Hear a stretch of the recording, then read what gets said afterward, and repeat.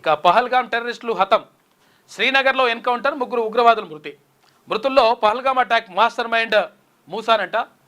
ఇక 14 రోజులుగా మహాదేవ్ కొండల్లో ఆపరేషన్ మహాదేవ్. ఇక రేడియో కమ్యూనికేషన్ సిగ్నల్ ఆధారంగా వీళ్ళని గుర్తించినట. అప్పుడు కూడా ఈ కొడుకులు ఏం చేసినట్టంటే ఫోన్ల బిల్లు వాడలేదంట, రేడియో కమ్యూనికేషన్స్ చేసుకొని పహల్గాం దాడికి పాల్పడ్డారంట.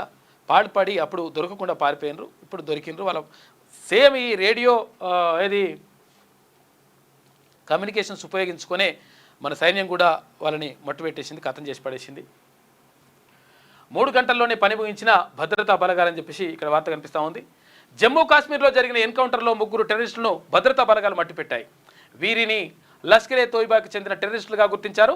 ఇందులో పహల్గాం దాడిలో పాల్గొన్న 2 ఉగ్రవాదులు ఉన్నారు. ఆర్మీ, సిఆర్పిఎఫ్, తర్వాత జమ్మూ కాశ్మీర్ పోలీసులు కలిసి ఆపరేషన్ మహాదేవ్ చేపట్టారు.